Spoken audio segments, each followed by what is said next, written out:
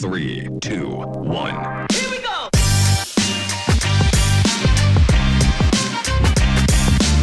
Hey everybody, and welcome to another college esports update brought to you by Zaxby's. Cure your craving with Zaxby's.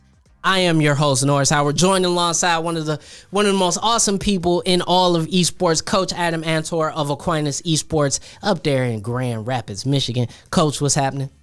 Hey, it's going good. How are you? I'm doing well. I'm really excited to talk about the happenings in some of this week's esports at the college level, and I'm glad to have you with us. So, without further ado, let us start this week's update with College Call of Duty. College COD got off to a great start. It's its first week. A lot of teams playing 2 matches this week, and the University of Illinois Illini got off to a great 2-0. They ended up taking down Northwood University 3-1. Now, Coach, you're in Michigan. You've been tracking Northwood. You've been seeing their progress. They seem to have a lot of irons in the fire. Do you think that this is a team that should kind of focus on what they're doing well and scale back a little bit? Or do you think there's some benefits for them being involved in everything? It's a great question. It really comes down to their staffing and their abilities to coach teams. If they can handle all those titles and they're getting it, they're potentially hiring additional staff. I think they can handle it. I know head coach Cody Elson is doing a fantastic job at bringing in talent, retaining that talent, and developing that talent to the next level. So if they can dominate in multiple titles, go for it. I know they're doing a lot of recruiting for those titles that they're not quite at the top of their game yet in, including Call of Duty. So exciting to watch going forward. And like I said, if they can handle it, good for them. And if they're providing opportunities for students to grow in their esports abilities while also earning a degree, I mean, more power to them. Absolutely, absolutely. Now, I said they got off to a 2-0 start. We got a lot of teams that got off to a great start this week. We've got over 44 schools involved in College Call of Duty that are 2-0. 25 of those schools have not dropped a map, which is crazy. Right. But as we said with College League of Legends, a lot of times with these first weeks, Swiss format, you're going to have some big schools that are taking on some smaller schools. And unfortunately, a lot of times that leads to some lopsided results, shall we say. But I got a chance to break down Oklahoma State versus Colorado Gold. Now, this is the University of Colorado at Boulder. But this was a great match, even though Oklahoma State was able to walk away with a 3-0 sweep. I really, really enjoyed watching this match.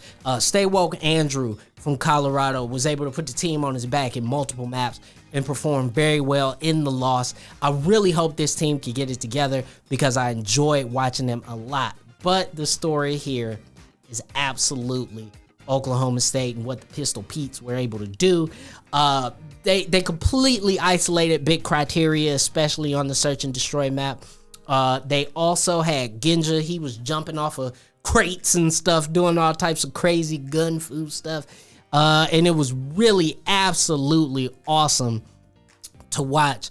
But one thing that I definitely want to ask you, Coach, as Call of Duty continues to spread and people continue to give really, really a lot of praise for College Call of Duty and how they're running their collegiate esport. I know your school does not participate in it for university culture reasons, but at the same time, do you think that could be a barrier for College Call moving forward? Or do you think enough schools participate in it already that it's really just down to fine tuning? A really good question. I would say it's going to be a massive barrier, and we've seen the same barrier for other realistic shooters like Counter-Strike. Although they have massive player bases, a lot of these smaller schools that are housing varsity esports programs are choosing to stay away from these realistic shooters. And that kind of, in turn, creates a lot less teams involved in the COD scene as well as the Counter-Strike scene at the college level. But it still it's a popular title, and it can still pull some significant numbers. So we'll see how it progresses into the future and grows as a college esport, but it's exciting to watch currently. So we'll keep watching. Absolutely. Now, College Kai has 2 streams that are usually going every day or at least 6 days a week. They have a Alpha and a Bravo stream that you can search for at College COD. You'll be able to find that on Twitch and see if your school has either played yet or when they play. You can also head over to their Discord to check out a full schedule of events. Insanity, by the way, to have a full schedule of events for a college esports program. I know that sounds crazy, but it's great to see.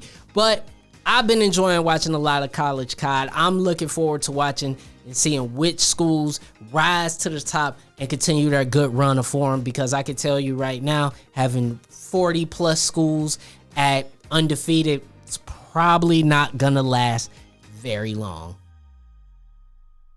Now moving to Coach's Wheelhouse, College League. We got a lot going on in College League of Legends. This is the second week of full play. We have some schools that began their bye weeks, such as Maryville. They're going to have bye week coming up. But we also had a lot of great play. And going back to that North Division, which, again, Aquinas is also participating in that Northern Regional Division.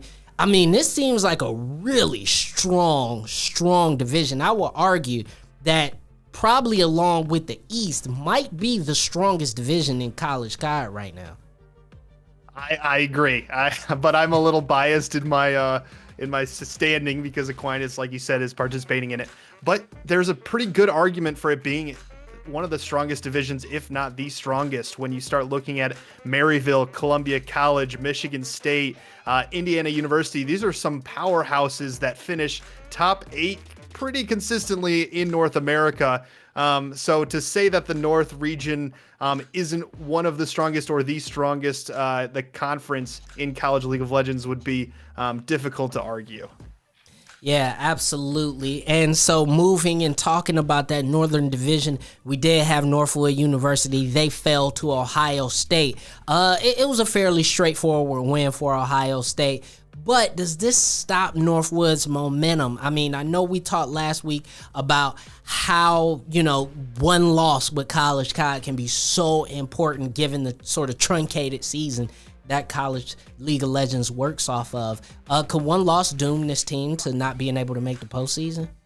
It's going to make things a lot more difficult. Teams need to finish either 6-0 or 5-1 in order to advance to the playoffs, and one loss is going to kind of put their backs against a wall. They can't drop another one or else they'll lose their opportunity at the playoffs.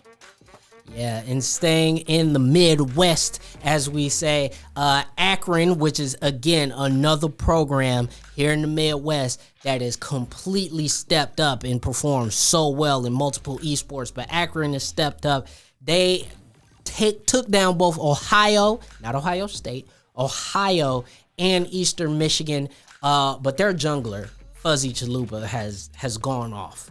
I mean, he's played absolutely amazing. He has a combined KDA of 34.5. That's nuts. And listen, I know you could get on Hecarim and go crazy if you don't have somebody counter jungling very well, but still, man, 34.5, that means you're diving and not dying, which is crazy for a jungler in this meta where Jhin is very strong. You got a lot of CC champions that are very strong right now.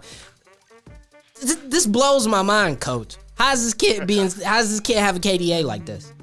It's pretty crazy when you have a talented player like that who can just dominate games. I mean, it's pretty easy. Well, not easy, but it's not surprising that this type of KDA is something we see in week 1 or week 2 of CLoL. The real test will come once we hit this week in week 3 or next week in week 4. Can he keep up that KDA versus teams who are just as strong or if not stronger than his current team? Absolutely. Going down south, we got North Texas. They played an absolute bloodbath of a match versus versus Southern Miss. Even though it was a 2-0, They still looked very, very vulnerable. And North Texas is also another school that is very strong in multiple esports. But I am concerned a little bit about their league team because it was a lot of back and forth in this particular match. And they were able to close it out, but they did have flaws. So if there's anybody out there who I think needs to be careful moving forward, I think it's North Texas. And lastly, for our 4 big conferences, now College League of Legends has a ton of conferences, a ton of them. But for ease of all of you out there in YouTube and social media land, of our big 4 conferences, the cardinal directions, north, south, east, and west, I wanted to go over who our top KDA leaders are across the board. So going through the top teams, we got Flamingo at SMU with a KDA of 32. Insane.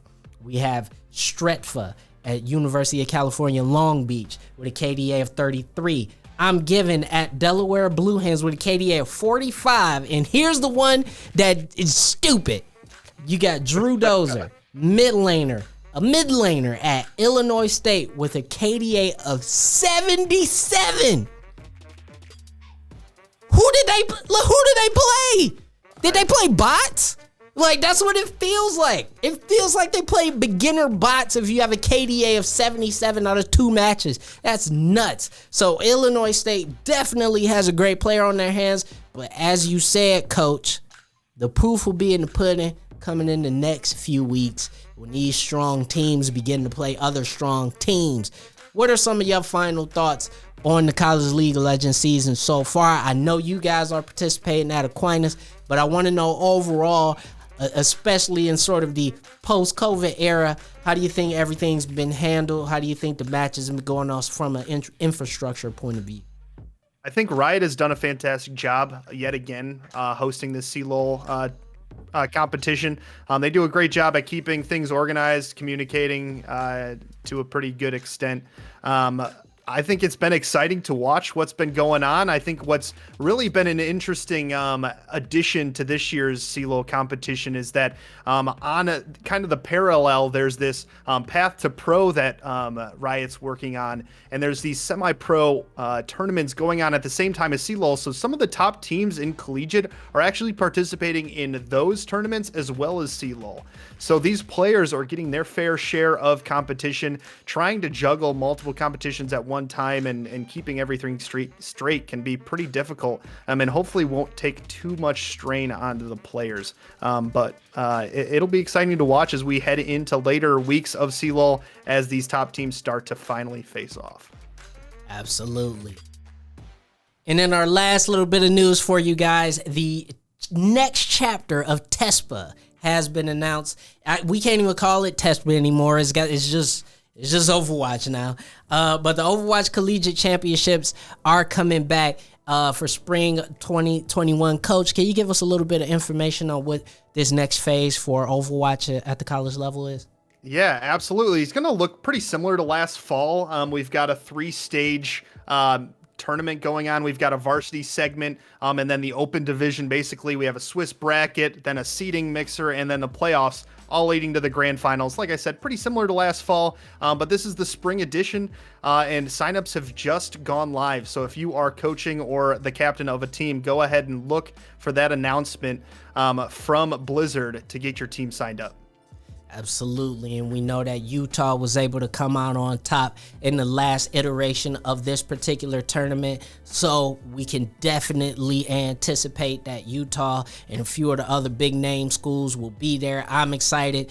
Like I said, there's no Overwatch going on in the pro scene, so if you're looking for some high-level OW, this is going to be the thing to watch.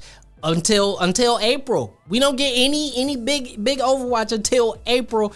This is the tournament to watch. So make sure you guys are locked in and tuned in to the Collegiate Championships for Overwatch. I'm excited for this because every time we talk to Overwatch players at the collegiate level, they're pretty great. So make sure you guys are locked in for that. But for my co-host, the illustrious Coach Adam Antor, coming to you from Aquinas Esports, I am your host, Norris Howard, and we will catch you next week for another college esports update.